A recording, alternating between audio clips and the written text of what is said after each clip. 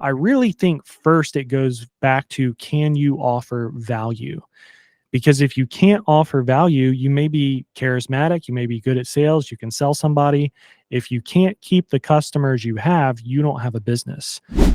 Hello there, and welcome back to the My Future Business Show. It is wonderful to have you with us today, as it is always. Now, if this is your first time joining us, not sure how you found us, but welcome. I know you're in for a treat today, because on today's show, I have the pleasure of welcoming CEO and co-founder at HIP Agency, Mr. Luke Infinger. Welcome to the show, Luke.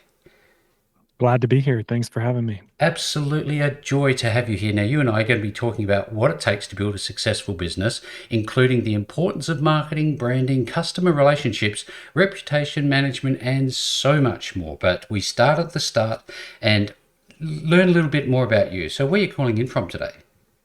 Pensacola, Florida. Pensacola, Florida. Is that home for you, or do you travel for work? Tell us a little bit about it.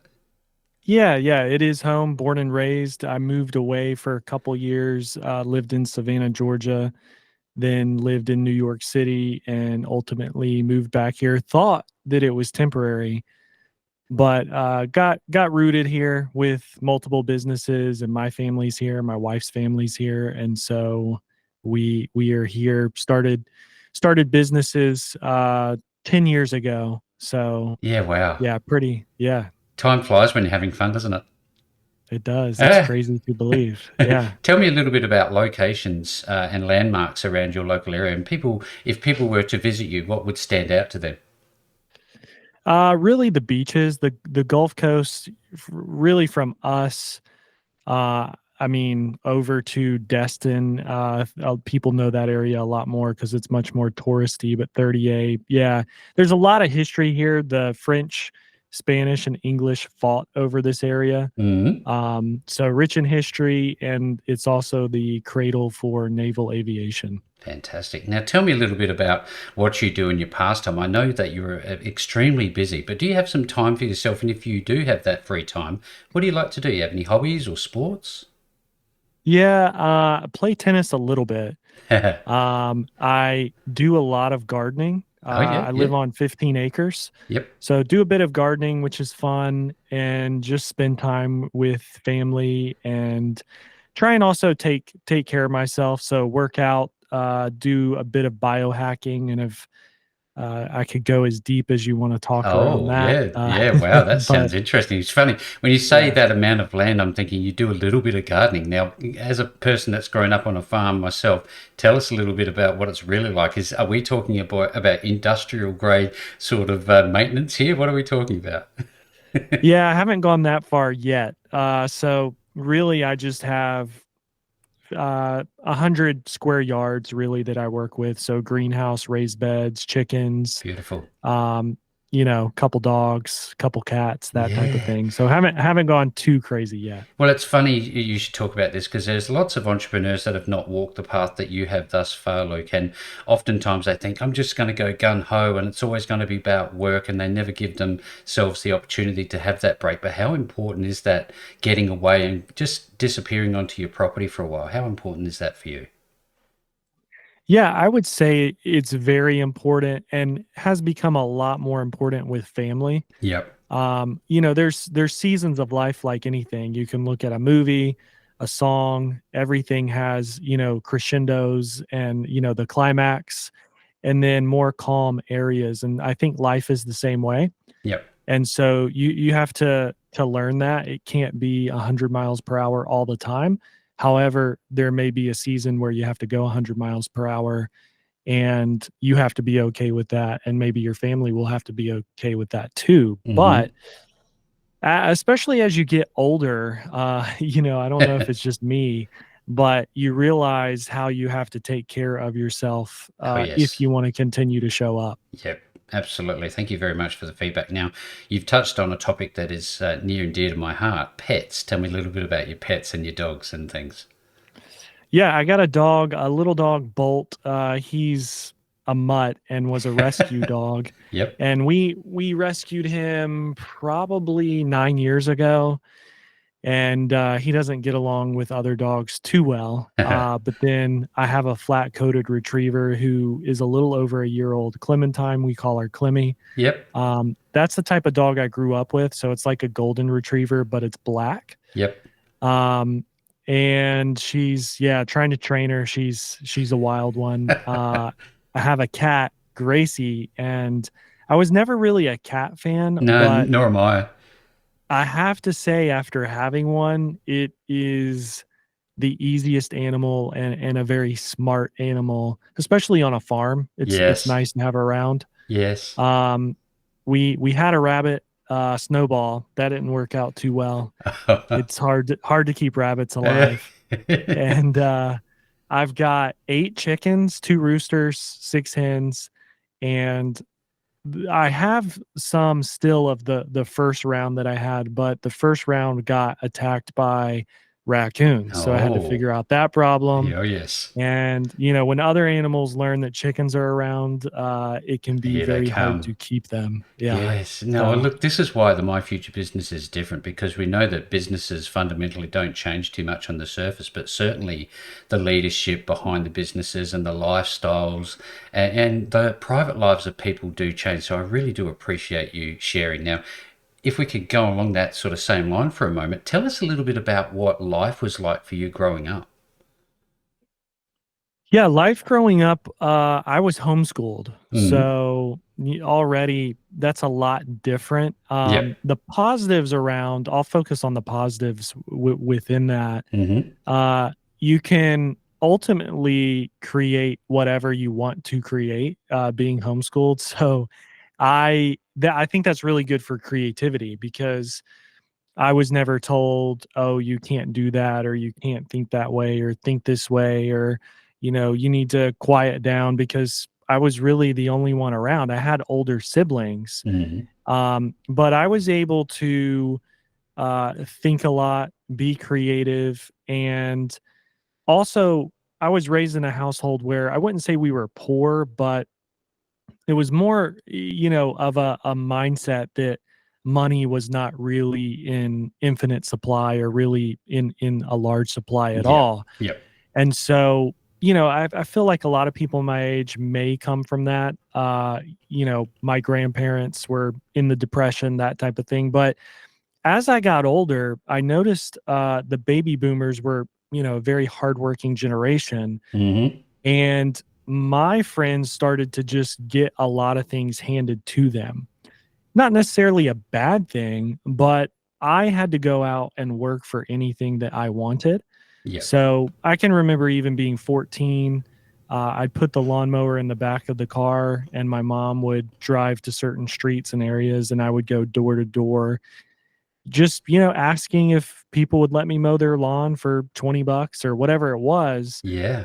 And I do think that that really helped me a lot because it instilled a level of persistence in me that I believe I still have today and has served me really well. And I Mm-hmm. can see in some friends, when I talk to them or see what's going on, they just don't have that. Again, not necessarily a bad Bad thing, thing. Yeah. but I do think that helped me a lot with how I was raised. Thank you for the feedback. I was going to ask you about your first entrepreneurial experience, and that's a wonderful story. Thanks again. Now, tell us a little bit about in your formative years. Many of us have people around us. You've talked a little bit about your parents, and are there other inspirational people, people that have motivated you to, and in terms of your mindset growing up? Is there anybody that was like that around you?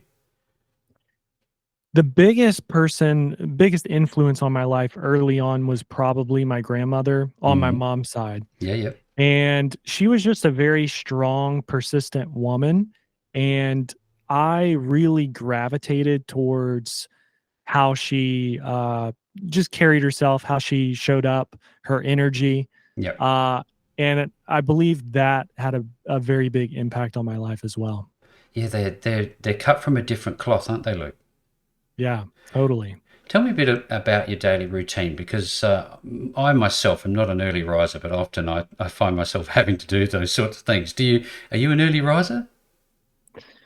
Well, I kind of go through seasons. I just came off of a 2-year stint where I was waking up around 5:20 every Monday, Wednesday, Friday, working out with a trainer and a small group of guys.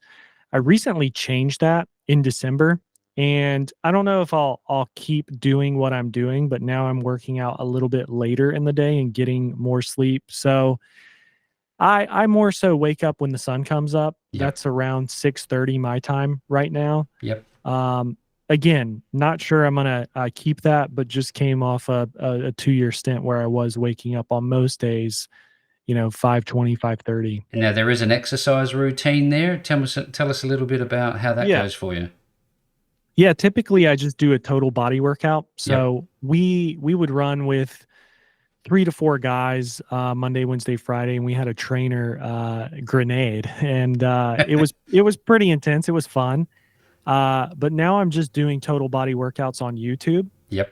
And, I would say the biggest benefit for me is working out, getting in the sauna for about 30, 40 minutes, getting a really good sweat, and then getting right into the cold plunge. Mm. That's the biggest benefit for me. And most people I talk to, if they can get into a cold plunge, it's the most notable or noticeable difference Yeah. with anything I've ever done. And now I don't know if it's because YouTube is such so in our face nowadays, but I see a lot of that, and I think you must be a brave man to do that. What was it like the first time you took the plunge? Literally. The very first time was in 2018, and it was in this giant kiddie pool in South Florida. A friend of mine, Anthony DiClemente, has a Biohacker Secrets. You can look him up Yeah. Yeah. podcast. Yep.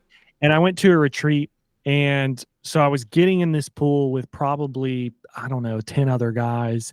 I completely locked up because we were unloading ice in this pool for maybe 10 minutes. I mean, it was solid Packed. ice. Yep. And I remember him getting in my face and yelling, "Breathe," Ah. because my arms had kinda locked up and I was not breathing. And I got out, I stood in the sun, so I was probably in there 3 minutes. Got out, stood in the sun, and that was South Florida in the summer, so it was probably 90 degrees or so, Mm. and just felt incredible. And what's interesting is I had never, done it much after that. I started taking cold showers, but it's not really the Not the same. same. And we bought a cold plunge probably about a year ago, and I even have one at my home now. I do it on the low end 3 times a week. Sometimes I do it every single day. And yeah, I mean, you can look it up, just the chemical reaction that your body Yes. has and the chemicals that are released. It's probably the most clear mentally that you'll ever feel, especially if you can do it outside and get out and stand in the sun. I think it makes a massive difference just in changing your state. Getting back to nature and changing that state, that's wonderful. Thank you very much. Now, tell us, just for the sake of context, Luke, about, I guess, your educational and professional background. Would you mind sharing a little bit? Sure. So homeschooled, thought I would probably not be a very smart kid when I went to actual school. So I started going to a college, a junior college locally, obviously in 10th grade or so. There's a program you can do called dual enrollment where Hmm. you're enrolled in high school, but you also start taking some college classes, getting those prerequisites out of the way. Started to do that and quickly built my confidence up of okay, I was homeschooled, but I'm not a complete dummy. And so that was nice. And really after that, I started to flounder. I was getting jobs locally. I ended up getting a decent job making videos for the Gannett, who at the time Gannett owned, I don't know, 90% of the newspapers in the US. Yep. And I was making short videos for job ads. But luckily, the company that I worked at push the quality. They wanted their videos to get watched. And that's where I started learning After Effects, which is you can do compositing and motion graphics in Hmm. After Effects, learning Premiere Pro. And then I went to work for a church after that. That was probably '08 when the economy crashed, the net crashed, and that job crashed. So I went to work at a church And churches are great places, especially if you can get in with a more modern church just for creativity and Yep. design, music. That pushed the envelope a little bit more within motion graphics. And I'll never forget this. I had a professor because I went to that junior college for graphic design after I graduated high school. Hmm. Had this professor, Mark Hopkins. And my sister, so this is years later, my sister came home, was taking a pottery class. Mark Hopkins happened to be in her class and said, "Hey, what's Luke up to these days?" And she explained, and he's like, "Tell him he needs to do something with his life and go to SCAD." And Oh, SCAD was Savannah College of Art and Design. And this yeah. professor, he was pretty polarizing. A lot of people didn't like him, but he was very honest. And so my sister came home, told me that, and it just shifted something inside of me because I think I knew. I know that I knew I needed to go do something and not just be stuck at home, living with my parents, working this part time job at this church. Yep. So I started to apply. It was about a year long process. Ended up writing a series of letters, submitting videos and motion graphics to get scholarships. Ended up going away, getting accepted, getting a good scholarship, and it was the best thing for me. It was a culture shock, probably the first 6 months or so, but after that, it woke back up that competitive nature inside of me. Yeah. The pedigree at this school is very, very high. It's one of the best design schools, arguably in the world, and they do have locations even in France and other areas. Um, and so that was really good for me, even though I don't use that skill a lot today. And we can talk a little bit about that because after I moved to New York, and got a job in a motion graphic studio, which was also really good for me. But that's where I had the realization to completely change course after that. That's great feedback. Thank you so very much. Now, I wonder in all of this, you had that external sort of influence on you, and it's obviously affected how you think about the world around you at that time, at least. I'm wondering how important is mindset for you today, and if you find yourself, I guess, deviating from, I guess, a positive mindset of any given day, how do you come back? How do you reset? Yeah, that's an interesting question. You could probably Google this, and I think the results would come up. 80% of all thoughts are negative. Mm, So I think negatively, you do, yes. sadly. And what if you could reverse that to where 80% of your thoughts were positive? What type of edge would you have on everybody else? Mm, So, I think negatively, everybody does, but I try to go back to my why. And I try to now also think about the things that I'm grateful for, the things that I have, the things that I've been given, my family, um, all these things that you could have gratitude towards. And I would say overall mindset is huge for me. I study a lot of people from Kobe Bryant to George Washington, yeah. and I also watch a lot of or read a lot of biographies, watch or read. Either is fine. And I feel like when you do that, you can realize pretty quickly how easy we have it. Never in history has a generation had it so easy. Oh, yeah. Even in war, 1,000 years ago, what was it like? I mean, imagine living in World War II. Um, so we have a smartphone in our pocket, and it's never been easier than today. And so I like comparing myself to the life of Abraham Lincoln or J.W. Marriott, or these people who had exponentially harder lives and had to Mm, overcome so much more. Because I hear a lot of today, I'm depressed or I'm sad, and I don't want to get into that too much no, because I no. don't want to judge anyone. Maybe they are depressed, but I Mm, think culture also has a lot to do with that and what we're told, yep. from the news to, I mean, you could literally get online and in probably 60 seconds tell a chat bot you're depressed. And in another 60 seconds, somebody joins it, says, yeah, you are depressed. You need this medication. Yes. You may not be. You No, may no. just need to change your surrounding, your friends. your thoughts, what you're telling yourself, your story. And so I think it's very important to, I feel like a lot of people don't know history or think about it. I like to go back and think about it because what's more important, my life and my generation, or studying 6,000 years back and everyone who possibly came before us, Mm, what they had to go through. And it just gives you a better perspective, I find, especially if you're in business for yourself or in a pretty tough space. Again, it can just kind of give you relief of people who came before us ultimately lived a much, much tougher life. And for me, I find that pretty positive that we can do just about anything, you know? yes. Absolutely. The awareness, and what I'm taking from this is not only is history important for us collectively, there's also the changing dynamic and the social construct because of social media. But also, one of the most important takeaways is the factor of gratitude. You seem to have an underlying tone of just being, you know, full of gratitude for the life that you have. That's wonderful. Now, tell me a little bit about what's one thing, Luke, that you personally do the best, do you think? I think it's connecting with people one on one. Mm, If I had to narrow it down to one thing, that's what I've always been able to do really well. I'm not going to say I'm the best at it, but for me and my skill set, that's probably the best skill set I have from a team member or an interesting person or maybe a prospect or a potential partnership we could have or someone I could learn from.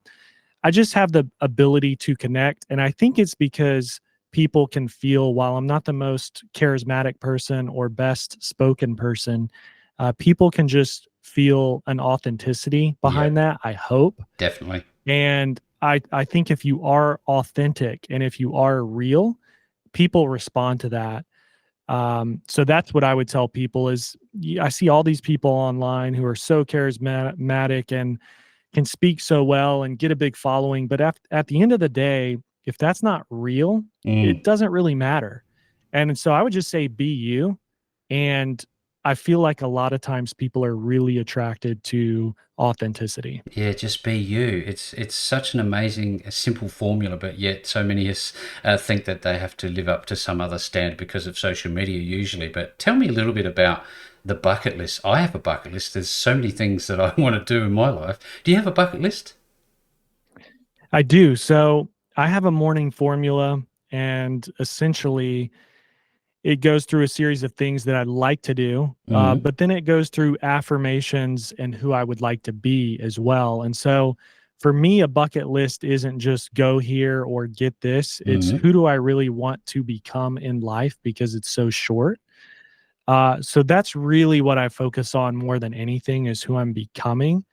And if I can really just focus on that, everything else will fall into place, even the material things that I may want, if that makes sense. Absolutely makes sense. Now tell me, what's one thing that makes life worthwhile for you today? Has it changed over the years? Oh, yeah, it's changed drastically. I would say it's kids, honestly. I think kids are I don't know if it's the best kept secret, but certainly for me it was.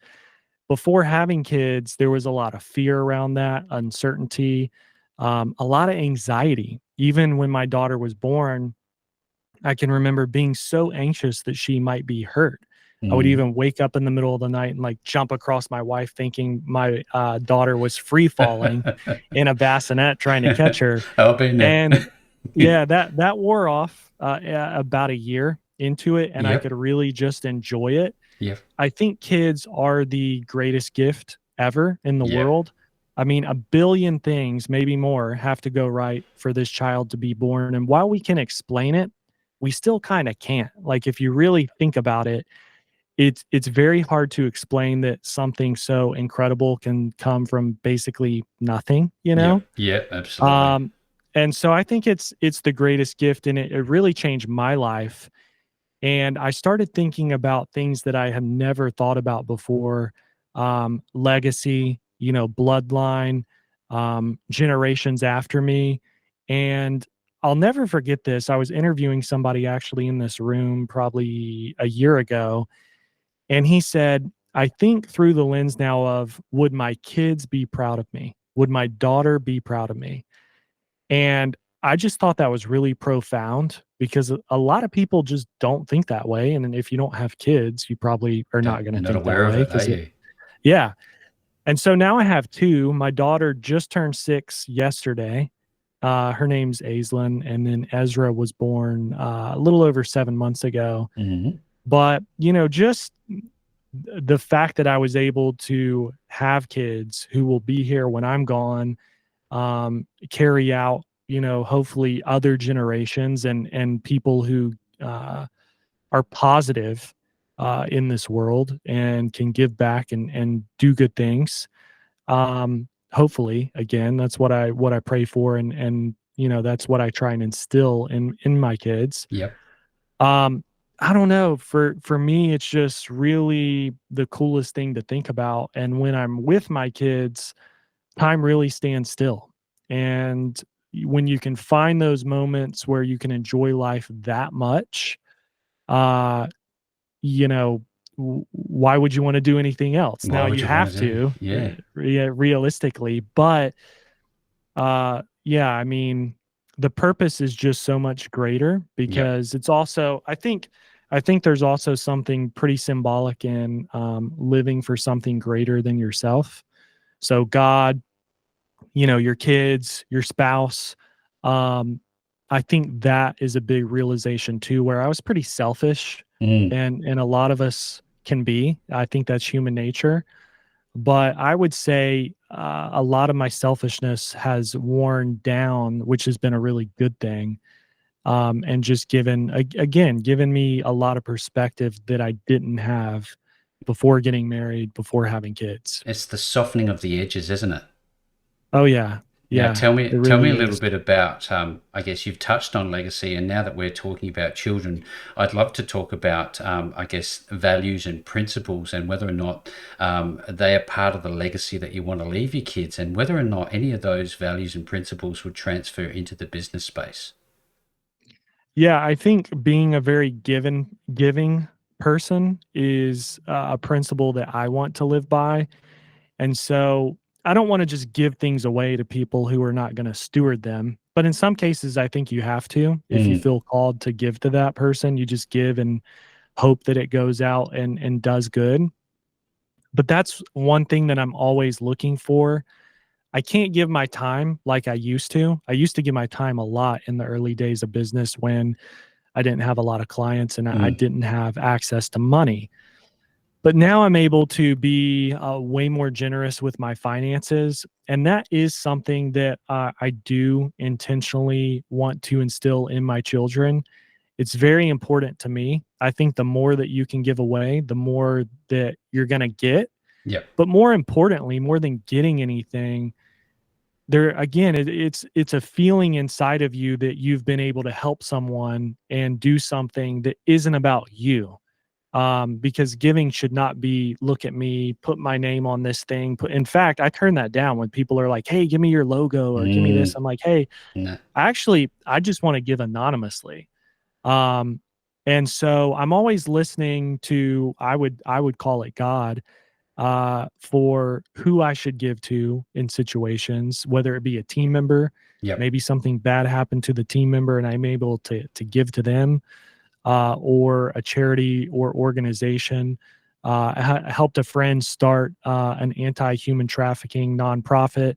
So, it focuses in exploitation and human trafficking, bringing awareness to those areas. Mm.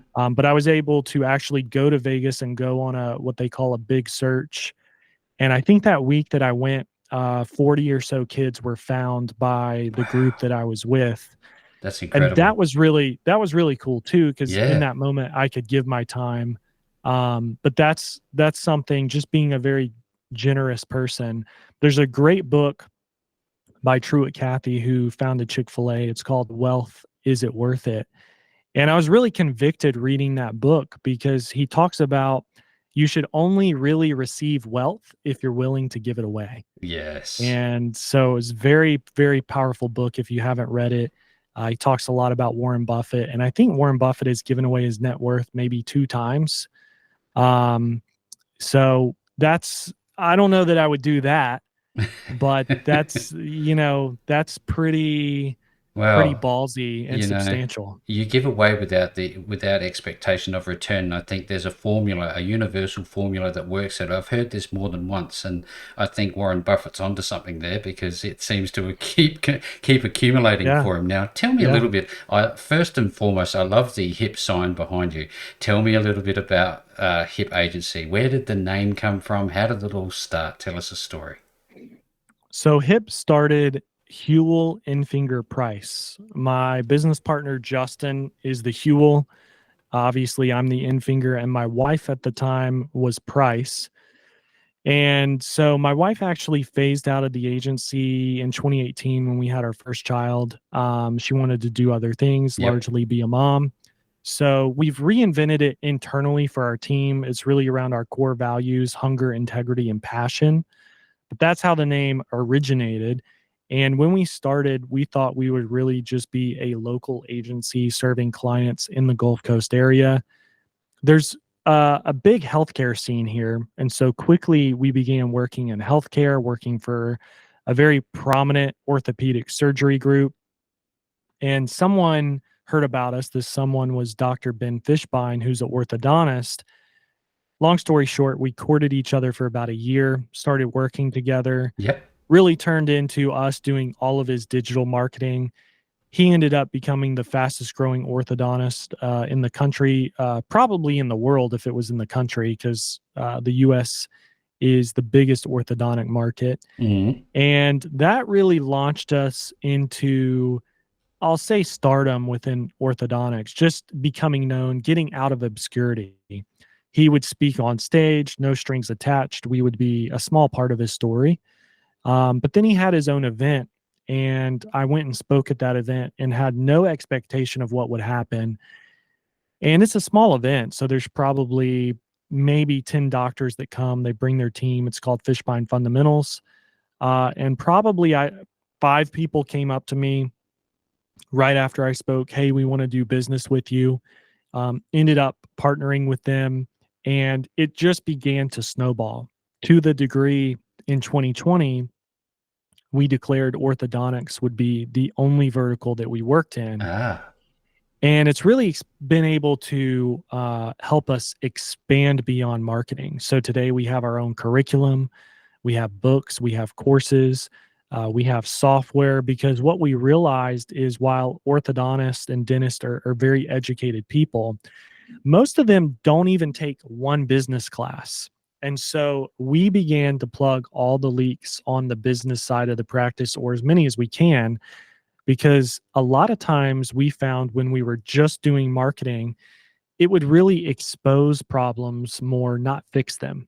It's kind of like a leaky bucket. Yep. If your operations and your business has all these leaks in the bucket and you turn on the faucet, which is the marketing, and the water starts shooting in the bucket and going in 100 different directions, that's not really good, obviously. And so, our framework has really become repairing that leaky bucket and getting people ready to really have success. It's not overnight. It's not a light switch. While we hear all these crazy claims about marketing, most of them probably aren't very realistic. It's hard work like anything else, and Mm. you have to be set up in a way to capitalize on the marketing. So there seems to be a balance between all different things nowadays, especially in the digital space, from a transition between, I guess, a traditional bricks and mortar as well as a digital environment. How do you manage the crossover? Is there a crossover in terms of your approach?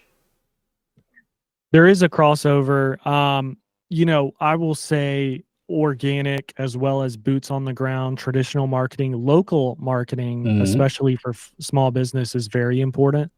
So, we focus on those things in regards to teaching people and exposing them to other things they should be doing just outside of digital. Yep. But digital is probably the lowest barrier to entry and the easiest to scale because Yep. you have much more control over what you're doing.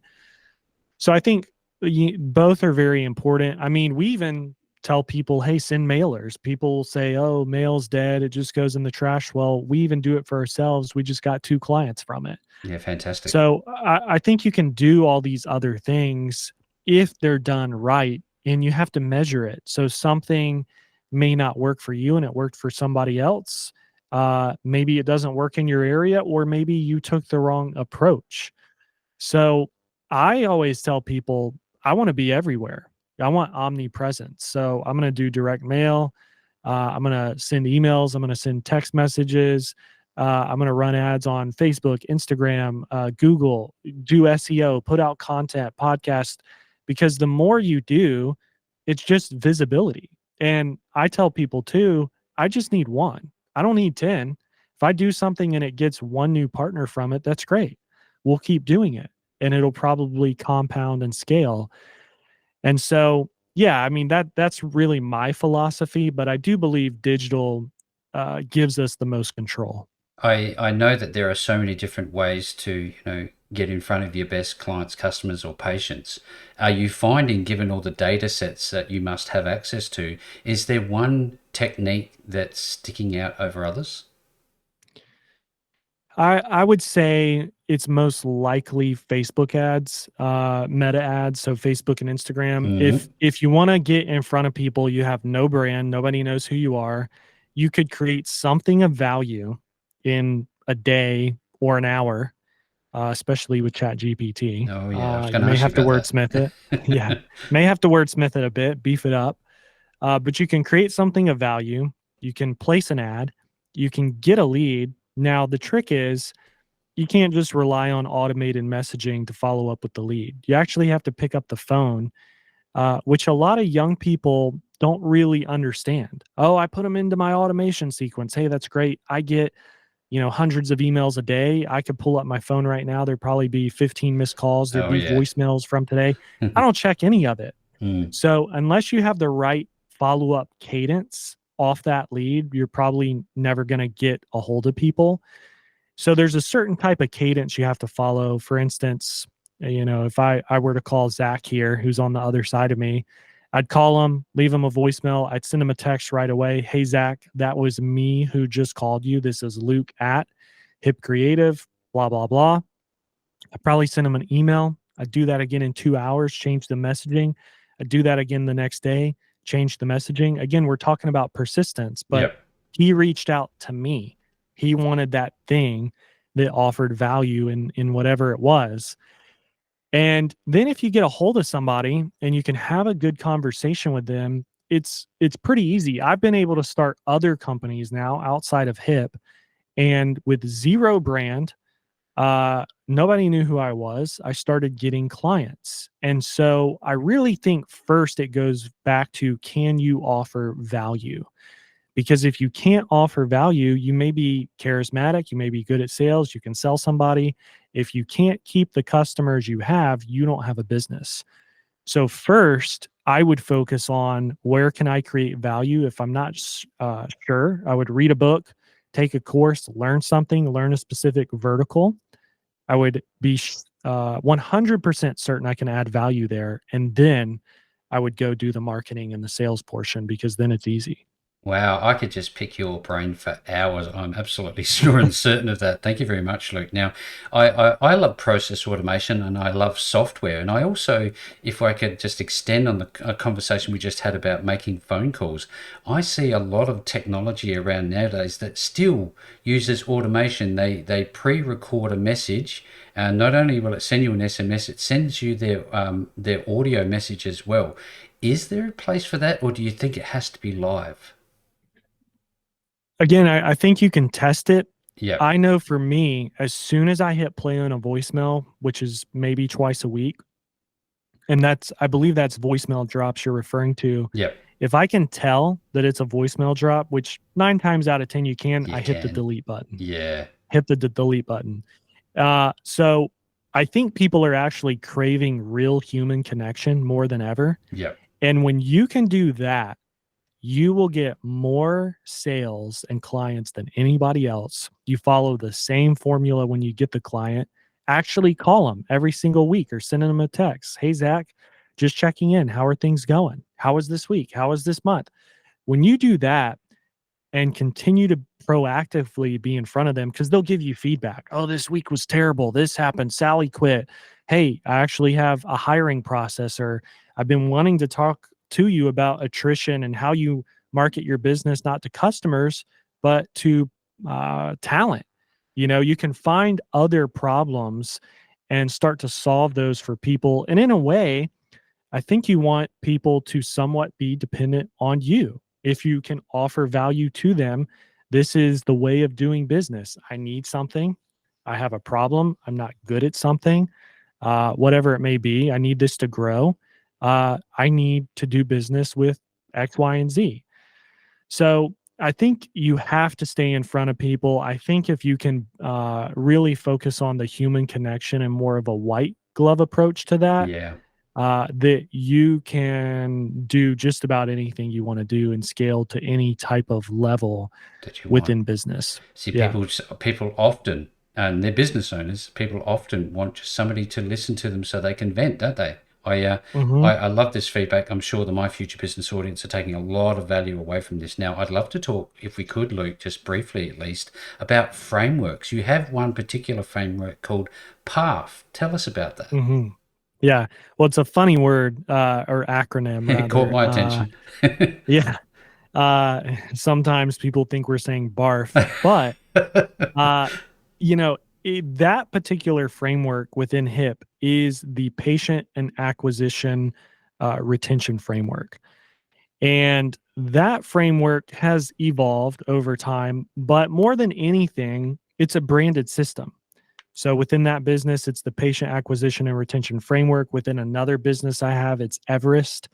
You want to have some type of branded framework. Recently, I helped my friend brand Eden, and his agency name is Lush Digital. And so I think having these branded systems, it's more memorable. Mm. If I were to tell you my framework is Everest and walk you through what that was, if you're an ideal customer, you'd probably remember that more than just some other person who told you about digital marketing and a website and ads. That's what everybody does. So I do think you should have some type of branded system, Yeah. just because you can brand it, you can own it, and it's memorable. Yeah, that's great feedback. Thank you so very much. Now, I wonder, in all of this, there's a lot of complexities. We've talked about your primary vertical. Now, I wonder if they've never had a bit of training in marketing before. What's the onboarding look like when you work with a new client? It is very detailed because we found out pretty quick if you don't turn it into baby steps and spell out every step of the way, people get confused. More than anything, people make assumptions based on past experiences or what they think marketing should be. So onboarding for us is 21 business days. So it's a month. And every step is laid out. In fact, in our sales process, we play a video once they're ready to move forward. We don't play a video with sound. We play a video with visuals, and it Ah, animates all the steps on screen while we talk through it live. So we're able to pause it, yep. scrub through it, go back, even down to there's 3 calls during onboarding. It shows who should be on the call because we would find that the wrong person would join the call, or maybe the whole team would join the call, the strategy call that we're supposed to have with the business owner. And so I really think you have to take the time to lay out all the steps. You don't want to get too detailed to where you're showing them everything that happens behind the scenes, but everything they need to be aware of, you probably will even have to show them 3 times. So, we show them that video. The video's also in a contract, and they initial that they watch it and understand it. Mm. And then if people have questions after, we send them a link to the video that does have sound. Ah, So, the onboarding steps are very, very important because a lot of agencies will lose a lot of people during onboarding nobody likes the boring stuff, and onboarding can be very boring because you're getting access to accounts. People don't know logins, passwords. There's a lot of little things, and you have to get information from people. It's not just, hey, sign up It's with us and we'll have details. ads live. Yeah, exactly. Yeah, absolutely. Great feedback. Now, how does it make you feel as the leader of the business when you actually see results and it's changing businesses' lives? How does that make you feel? Well, I think that's what it should be about. That's why we went into business, is we wanted to help people. Mm, And there's a lot of things I didn't know in the beginning. I still don't know a lot. I still am learning, but uh when I was able to learn about somebody's business and behind the scenes put a plan together that I really believed in, and then I saw it working, one, it's one of the best feelings you can have professionally, but then two, you get confidence, and then you're able to find new ways of doing things or iterate and make it even better. And so that's what I'm always hoping for and looking for, is success stories. And what I've found actually is that it's pretty easy to do because most people overlook very simple things. When you're in the business and you're not able to zoom out, a lot of times you'll let things happen or let things slide, because it can be very overwhelming day to day when you're in it and when you're yeah. working long hours and working hard. So, for instance, in orthodontics, they say if one new patient phone call is missed a day for a year, that's $1 million in production that your business missed. Wow. So, imagine if you could just scrutinize one thing, the phones, and make sure that you never missed a new patient phone call again. I mean, hypothetically, you could grow your business by a million, or in some cases, several million, because I will tell you, most orthodontic offices are missing anywhere from 10 to 20% of their phone calls. Within that, there's several new patients a day or per week that they're Waiting. missing. Yeah. Yeah, now a lot of offices are closed on Friday. No office is open on Saturday, and that's when people are off, probably researching, making inquiries and phone calls. So just by focusing on one thing, and working with somebody and perfecting that, I could grow their business by, or help them grow their business by $1 million a year. I think most people would be pretty interested in doing that. So yeah, I think it's where I'm going with this. It's really about the foundational things that you can do in a business. It doesn't always have to be this new AI sexy thing. Yeah, look, small hinges swing big doors, they say. And as I've mentioned earlier, Luke, you have so much to offer, so much talent, so much experience. Now, if somebody wants to learn more and maybe even work with you, where are they going to find you? I would say you could go to hip.agency. You could go to the contact us page, or you could email me directly at Luke at Hip Creative Inc. That's Yep. INC.com. Yep. Either would work. Fantastic. Well, look, if you're on today's call and you've loved what you've seen, if you're in the vertical that Luke's HIP agency serves, make sure you reach out. There will be a link below this call. No matter where you listen to it or watch it, you're going to find those links back to Luke and his wonderful team at HIP Agency. And with all that being said, Luke, what a wonderful call. Thank you so very much for joining me on the show today. Thanks for having me.